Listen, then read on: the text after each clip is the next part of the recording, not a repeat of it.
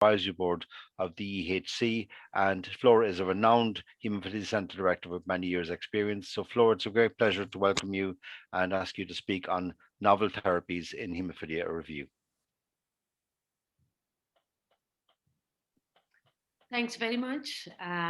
It's really a pleasure again to be with you and to share what is happening, and especially because there are lots of news. But I have to say, I miss really to see you and be with you and sharing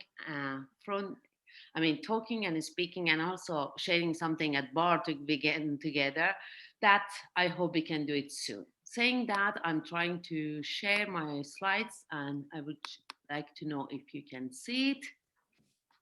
Very good. Okay, very good. Let me to put it on the presentation. Okay, so the role that I have today is actually a lot of work because there are so many new therapies, and the definition of what is new and what is not new is very important. But I try to make it as easy as possible in order to let you know really how it's important the time that we are living and what are the possibility in terms of therapeutical choices. So here I try to make as easy as possible the change and evolution of treatment. And in the left side, you can see we were starting with a pre-replacement therapy, and then we had from 60s to almost, I would say, 2016 or 18, the replacement therapy, which was a big chapter. There was lots of evolution in terms of making more pure the products and then trying to make the last generation of the recombinant protein, which has minimal amount of the human protein, but there was still some problem in terms of the intervals of infusion and also the protection and also immunogenicity. Then a new chapter, a big chapter started with non-replacement therapy. And this new chapter actually is not only new in hemophilia. I would say in 2014, there was 6 big groups of pharmaceutic components that change really the life of the patient in the different area: cancer, autoimmune disorder, and hematological disorder. And that benefit we have seen also in hemophilia, and we are going to discuss that. And finally, the gene therapy, which David is going to talk. So I'm going to talk about the replacement and non-replacement therapy. But after my presentation, I think it would be important for every physician, but also for every patient who lived with hemophilia to think about why we need this therapeutical evolution and why that was needed, and how now we are going to choose the best therapy for each patient, and whether I have to use the same system for monitoring the efficacy of treatment, and what I'm defining as efficacy is exactly the same and a standard in every country, and what is the evaluation in terms of safety and efficacy, and how I have to define the outcomes when I want to make the evaluation between one product to the other one, and when I'm just inviting my patient for switching from one product to the other one. Because, for example, in Milan, we have all these new products now, and I should be really educated and also educate my patients on how these products are and what is the best for them. So should I think about the better safety and efficacy, or I have to point out the cure for them and what means exactly the cost in terms of beneficial and eventually safety issue? So let's start with what we have achieved. Prophylaxis. I think none of us has any doubt that the efficacy of prophylaxis is there. And 2 big randomized clinical trials almost 2 decades ago showed that prophylaxis is useful. It's useful for different aspects. It's reducing the number of hemorrhages, and I think there is no need that I explain for you that. And also is important because we are reducing the joint damages, especially if we are starting the treatment before the age of 2-3 years. But look at this paper that actually has been published a few years ago, and the reduction in outcome crucial to patient was quality of life. But look on the quality of life definition: repeated hospitalization and day lost from school, work, and social activity. I bet if I ask you now, what is the quality of life? You're not talking about the reduced number days in the hospitalization, because now we really have such a small number of patients that are getting hospitalized. That means the dynamic evaluation and looking on the program, and that means we were fortunate and we had so much progress, and we are changing even the termination and also the definition of the quality of life. But if we have to make a long story short about the prophylaxis, there is no doubt efficacy is there. But what was the trouble and what are the problems? The problem with the standard product was about the adherence and the number of infusion. Complications due to the central venous catheters for infection and thrombosis, the cost of the product, and the high rate of immunogenicity, especially for the first 50 exposure days for the pups. These were the problem. Then the aim was the evolution is needed because we need something to make the intervals longer and to make the reduction of the infusion with a better protection, and particularly if we can have reduction also the immunogenicity. Let's see what has been done. I don't go through all the molecules, but it's amazing. We have 4 longer acting factor VIII products, 1 FC, and 3 pegylated and glycopegylated product. In my experience, we start with patients explaining what is the beneficial effect of that. And in a portion of the patient, about 10%, they can use this product once a week. But mainly, I think the patient cannot exceed more than 5 days using this longer acting product. And in a very small portion, as I said, that could be used also for once a week. But how can I define that? And how can I distinguish one patient could be for once a week or one every 5 days, or there are young people that they have lots of sportive activity or very hyper life, and they need to have 2 injections a week. So you need to have a personalized medicine by the PK and evaluation of what is the level of these factors and whether this level is associated with the beneficial effect that we want to see, because that's another important issue. But let's go to see the results of the efficacy. If we look on the results of factor VIII longer acting, we can see more or less with the different products, we are having 50% of the patient free of bleeding, and the annual bleeding rate is much better to what we were used before, between 1 to 3, 4 annual bleeding rate. And of course, annual bleeding rate is not a very strong and powerful instrument, and we need in the future to make sure that we have good instrument to evaluate the real health of the joint. And that's what we want to really maintain in the future. And of course, reduction of any minimal bleeding that could cause the problem for the patient. What about factor IX? We know, but factor IX, things was much easier. And the intervals are much longer. 1 injection every 10 days or 7 days, or even every 2 weeks, with significant reduction of the number. However, I think we need still to understand the efficacy of all products, whether they are same, because the extravascular distribution of factor IX is a little bit different. And we need to understand more about the efficacy of these 3 products. And every center by itself might not have enough number to make this comparison. And we need in the future to have a larger and bigger data joined from different centers together. So if I have to close about the longer acting, I would say the results, real life and clinical trials showing that there is no doubt. Higher trough levels, more protection, less infusion, with both factor 8 and factor 9 longer acting. And we need, however, to have a good evaluation by the PK. Every patient could be different from another one. And we need to evaluate, and this is a key message here, that how the patients are reacting with a different product. We need to have good labs.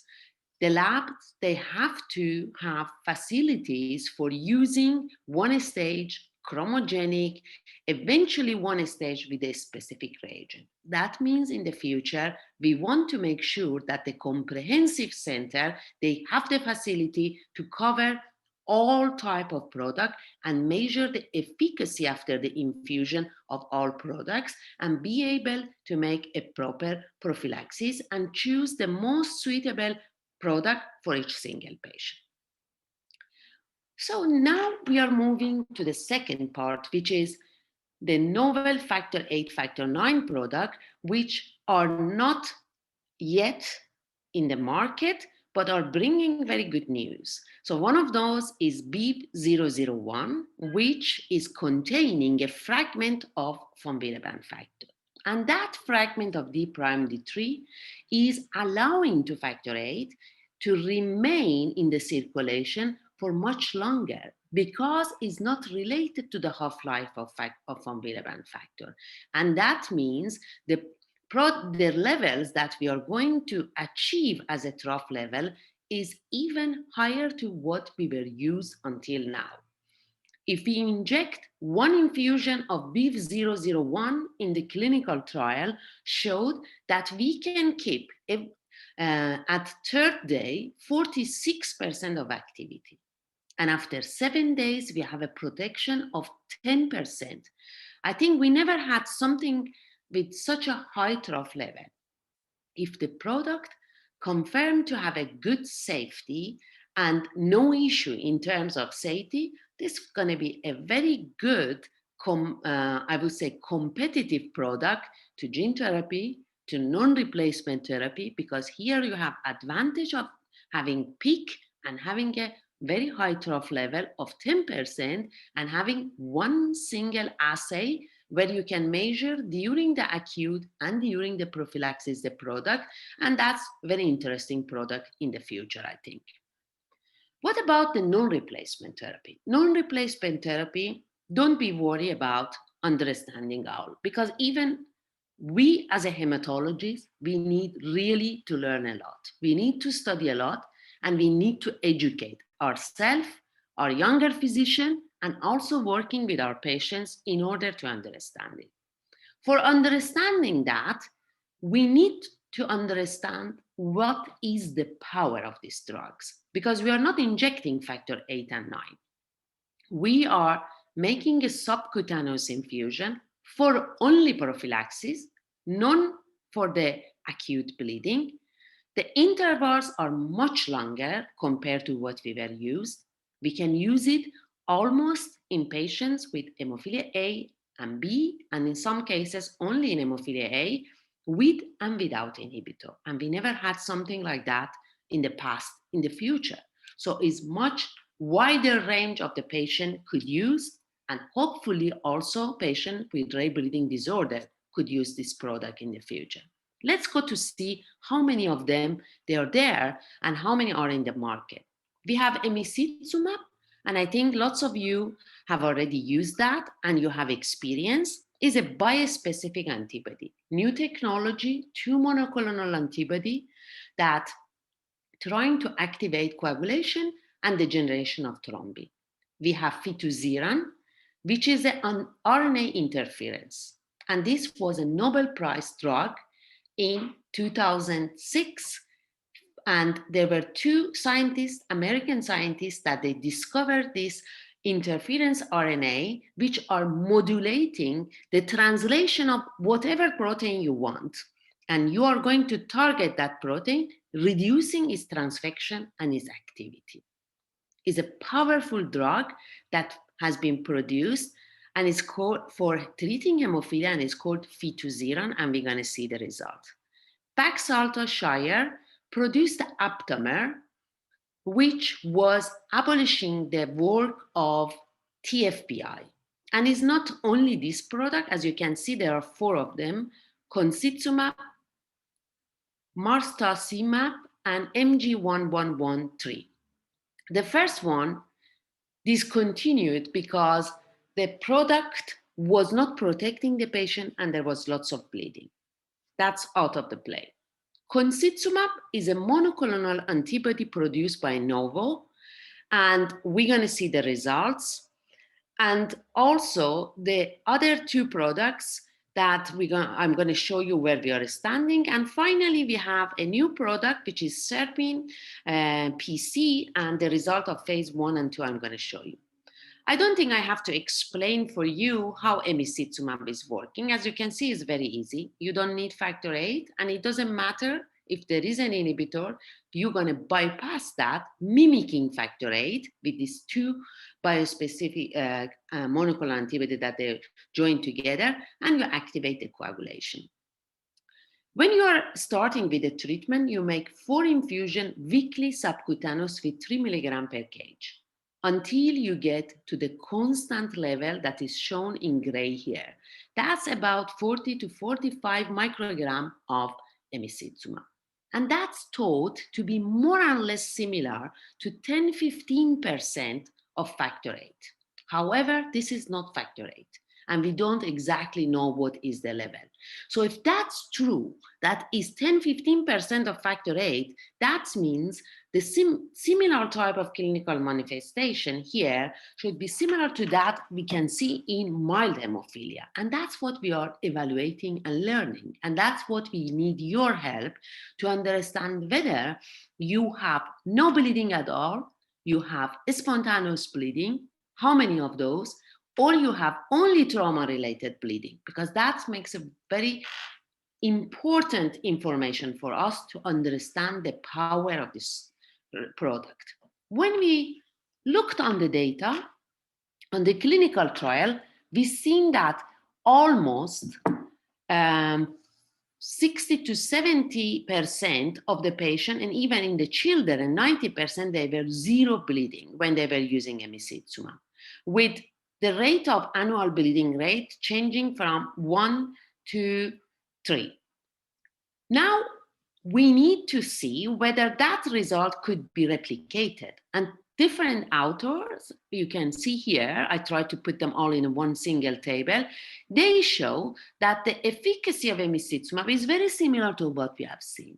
And they have also treated the patients less than 2 years, when we do not have enough data scientifically yet, and we are still waiting for the Haven 7 clinical trial. But even there, the results seems to be interesting and is a good efficacy of that. But we need to understand the minimal bleeding and whether there is any spontaneous bleeding in the joint. That's the most important information we need from you.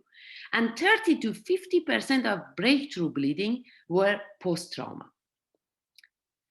More or less about 8,000, 9,000, I think, we don't have an exact number of patients have been treated.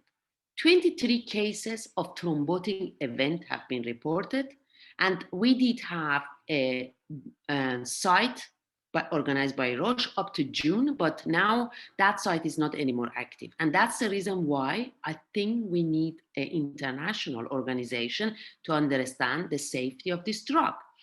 The thrombotic microangiopathy that has been seen at the beginning was with the concomitant usage of Hemlibra and bypass prothrombin complex, and some cases of bypassing factor 7A, but mainly by prothrombin complex, which has not been any more used where there was possible. So that reduced significantly the number of the bleeding. How the efficacy of emicizumab is measured, that's something else that we need to work as a patient organization, because the efficacy and the level of activity of factor VIII and eventually inhibitor against factor VIII is not feasible with a normal assay. We need the chromogenic assay in our center. We need to have both bovine and human one to measure and to manage the patient with and without inhibitor. And that's the reason why I think in the future is very important, at least at the beginning, patients with emicizumab are managed in a centers that there are possibility to use good assays. Fitusiran, as I said, is a interference RNA that is shutting down one of the anticoagulants, which is called antithrombin. And if the natural anticoagulant is shut down, the generation of thrombin is increased because this is a human body. You have procoagulant and anticoagulant. If you reduce this in the balance, the protection by the anticoagulant, you get the generation of thrombin much empowered. But now the question is, how much I am increasing the power of the thrombin generation and which amount of fitusiran I do need, and what is the power of this drug and what is the comparison of this drug compared to the other non-replacement therapy. What we have done and what the company has done, it was one shot monthly subcutaneous for prophylaxis. And with that one, they were reducing the work of antithrombin by 80 to 90%. And what was the result? It was very good in terms of efficacy. Reduction of bleeding episode, and 48% of patients were completely free of bleed during the observation period. Here is the latest data that I don't know that all of you have seen about the fitusiran and the thrombotic event. We came over with these numbers after long evaluation. You remember we had 2 times that this company had to block the clinical trial. One was when we had, unfortunately, 1 death due to cerebral bleeding in 2017, and that was for 3 months. Later on, FDA lifted the hold, and the study started again. And recently, we had again another lift due to this thrombotic event. Deep vein thrombosis, cerebral infarction, thrombosis at the spinal injury, arterial thrombosis with the usage of factor 7A and CVS. Due to that problem, the scientific community put a lot of pressure on the company to understand what is going on. And it was reported that patients with a level of antithrombin less than 10% had a greater risk of developing a thrombotic event. And it was thought that the level of antithrombin should be maintained between 15 to 35% in order to reduce the number of the bleeding and prevent the thrombotic event. Now, as a patient, if I see this result, I might say, okay, this is really a drug which could be associated with a thrombotic event, and how I'm going to choose this drug. I have patients that they are treated with fitusiran, and they definitely do not want to change it because they said, I was an ex-patient, ex-Haemophilia, because I'm just making 1 infusion a month, I forget about my hemophilia. So there are advantages that we don't have to forget, especially if you're living in a world that not all countries have the possibility. And that's the reason why the scientists and the company and the regulator are really thinking about whether there is the possibility to conserve this protein for the treatment of the patient and how they want to do it. They are reducing the number of infusion by, instead of once every month, every 2 months, and also the amount of injection from 80 milligram is reduced to 50 milligram.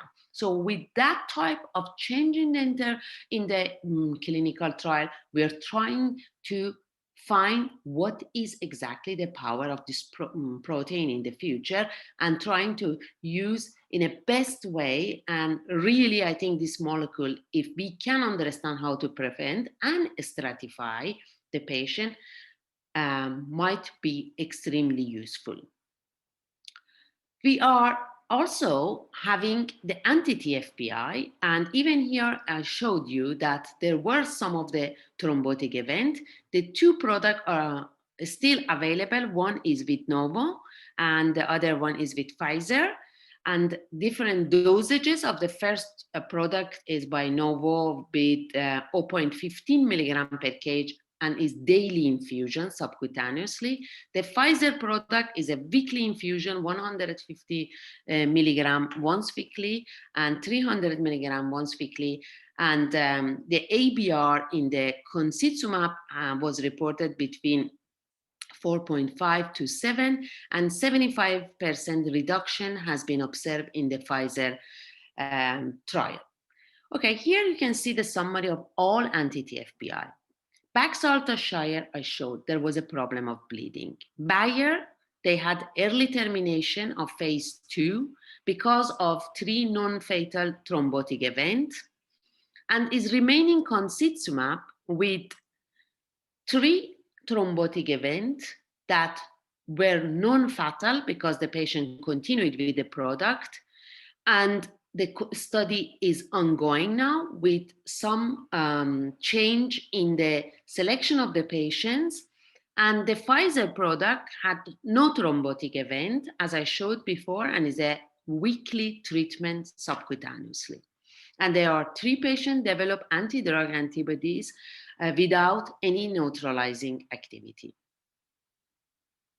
The last non-replacement therapy, which is interesting, and is coming from 2 scientists from Cambridge University, and now we can see the data are only with 1 shot and infusion, and is just trying to find the dose escalation, showing that is safe and is reducing the number of the bleeding, and it has been shown that 70% reduction in spontaneous joint and muscle reduction has been seen after 2 months with 1 single infusion, with no particular safety issue. This is very preliminary data, and we are looking forward to see more patients and how is the data.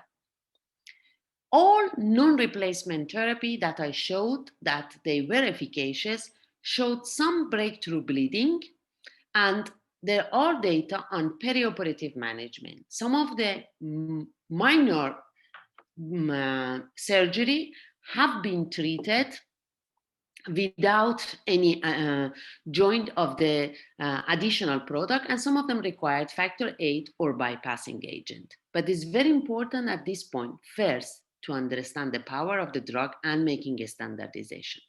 The risk of thrombotic complication, I think we are facing a new era, a new chapter, and we need to understand really the power of these drugs. The laboratory monitoring is important, and we do not have to underestimate it, and it's very important. We need to understand what type of tests we have to measure, because it's not only factor VIII here. Is it thrombin generation? I don't think so. Do we have to measure it? How frequently we have to measure it? That's the work that we have to work on it in the future. With this one, I think I do apologize. It was a lot of, I would say, material that I brought for you, but I tried to make it as easy as possible. But as a conclusion, I think the first good news is fantastic. We have so many novel drugs, and we have the facility to choose whatever we want. However, I think I showed you my doubt as a physician that the coagulation system is really complex. It's not only infusion of factor VIII and factor IX.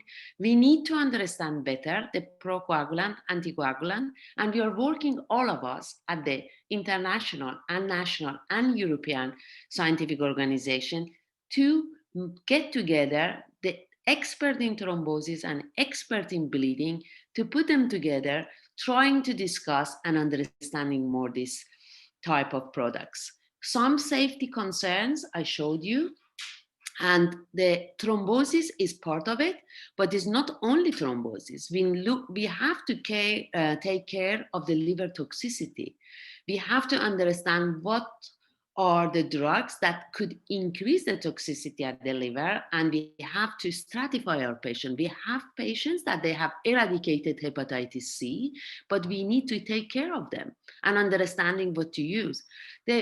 Fortunately, the age of our hemophilic patients are getting to the normal population. They have diabetes, they have atrial fibrillation, they have dyslipidemia, and all that concomitant disorders are having their own drug. We need to understand how we are going to combine them and what drug is better for which age, which activity, and not every patient could have the similar things.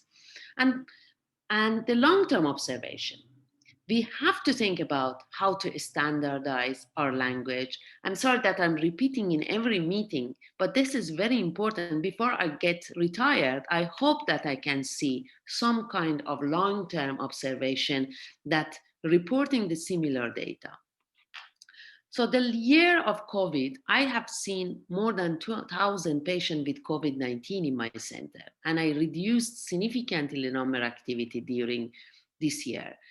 And I learned a lot that we need to change the medicine. We need to make the medicine by e-health, but that by itself is not enough. I saw also the complication of the e-health medicine and the digital medicine because I haven't seen the patient during the last months, and they came back and there was lots of troubles, and we need to make a good combination of the frontal and digital medicine. And we need to make a personalization of medicine.